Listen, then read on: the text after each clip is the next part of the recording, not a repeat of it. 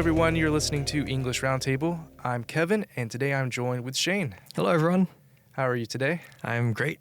Very good. And this is kind of the season for climbing Mount Fuji. Yes, it is. Yeah. So I know you've climbed, and I've climbed it once. So I wanted to kind of get your experiences, and we could kind of share how it was and if we would ever do it again. Okay. Well, actually, I've climbed Mount Fuji 3 times. And I wouldn't mind going again, actually. So when was the first time that you went up? First time was back in, I think it was 2010. 2010. Okay. Yeah. So about 13 years ago. Right. And then when was the second time? Second time, I think it was around 2015. Okay. And the last time was, I think, 2018, if I remember correctly. 2016 maybe. Okay. Yeah. So you have 3 times. Right. Was there anyone that was more difficult or easier than the other? No, they're pretty much the same, actually. Okay. Same experience. I went in 2018, I believe, and I got to go up with my father. That was kind of one of our, father-son dreams or things to do together. So that was really fun to be able to do that with him. So I really enjoyed my time going.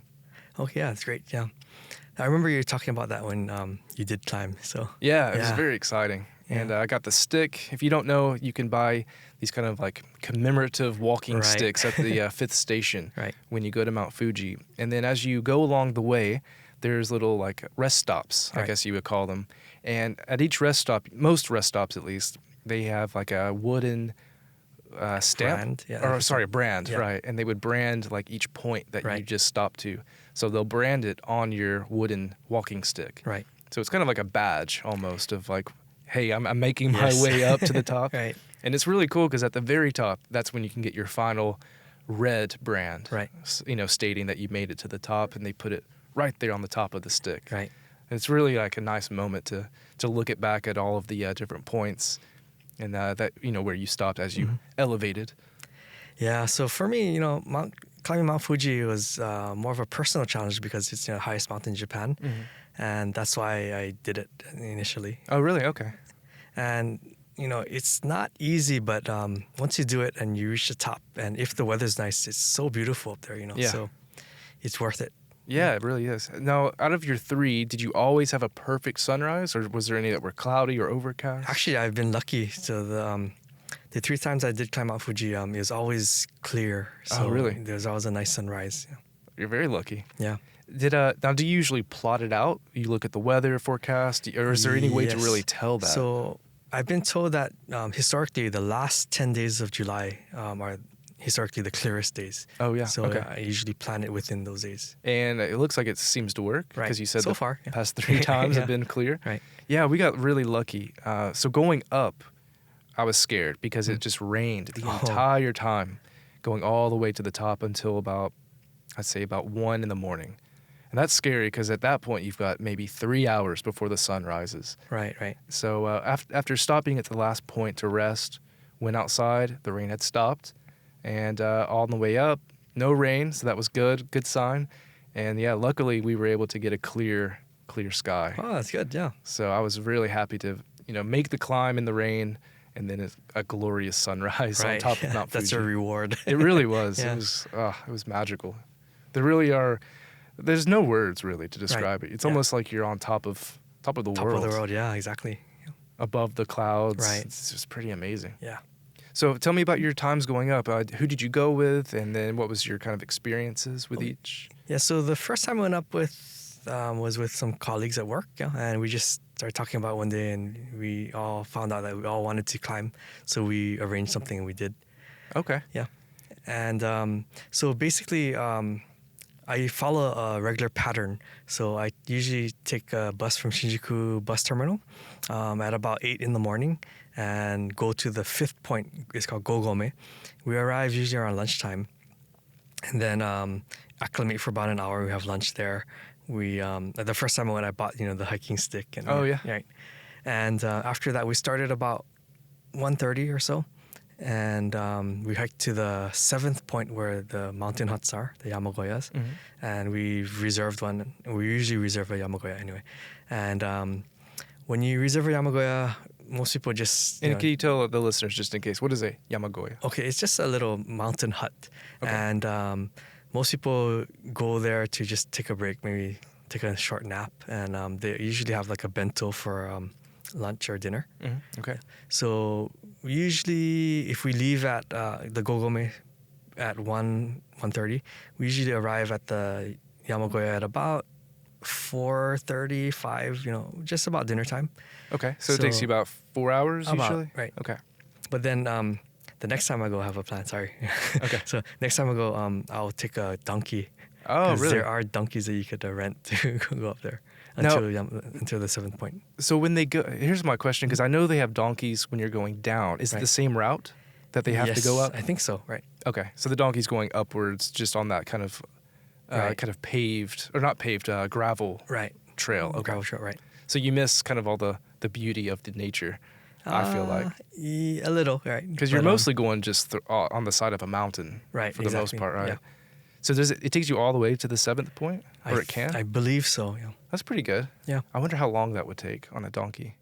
Yeah, I'll let you know next time. Is there a reason why you want to do the donkey? I like riding horses, so I mean, it's just something different for me, because I've done the regular hiking thing for 3 times. Yeah, that's true. Yeah. And it's much easier, of course. Right. You're just sitting on a donkey. It's in the plans for the next hike. Okay, I see. Now, for me, I went on kind of a tour. So what was included was the hiking boots, like a rain jacket, basically the simple supplies you would need.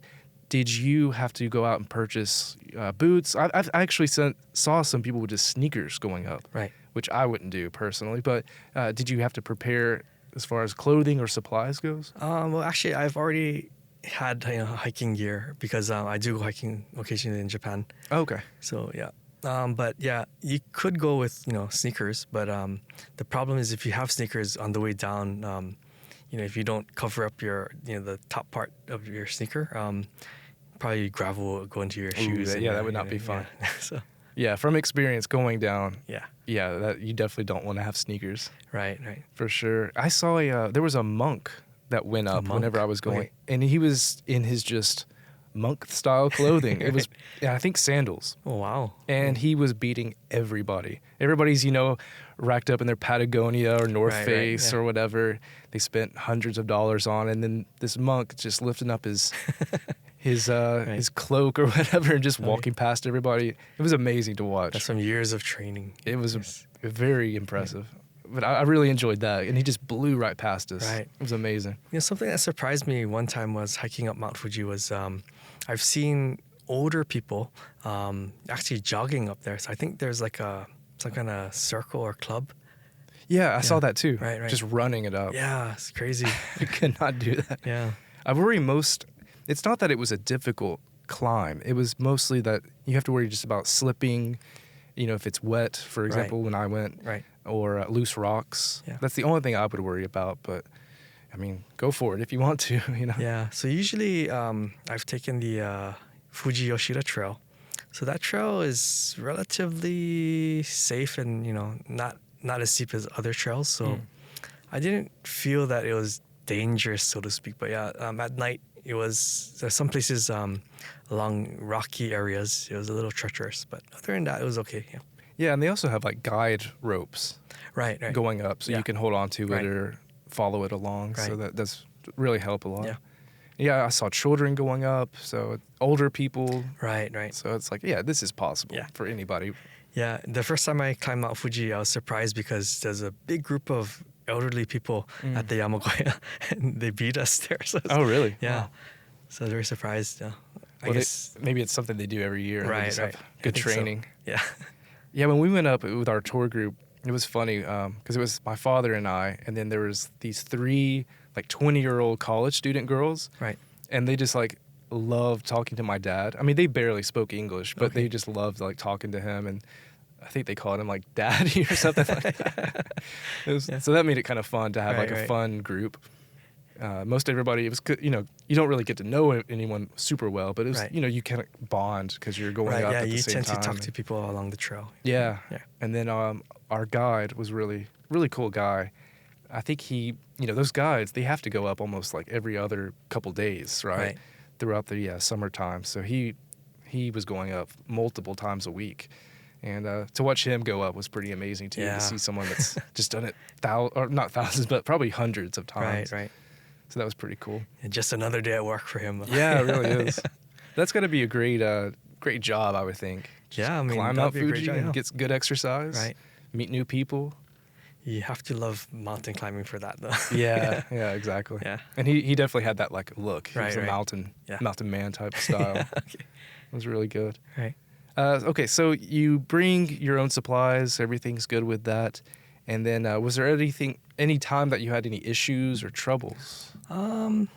Actually, not myself, but one of the members of my hiking group, she had a really bad headache. I think it was right after the Yamagoya. Okay. So I think it was just because maybe she didn't have enough water. She was dehydrated. Right, and elevation too. Right, and elevation. So you really she start feeling it. Gave up and she went down. Yeah, so we met her the next day on the bottom. So close. Yeah. So close. You're about halfway there at that point, right? Or a little more than halfway.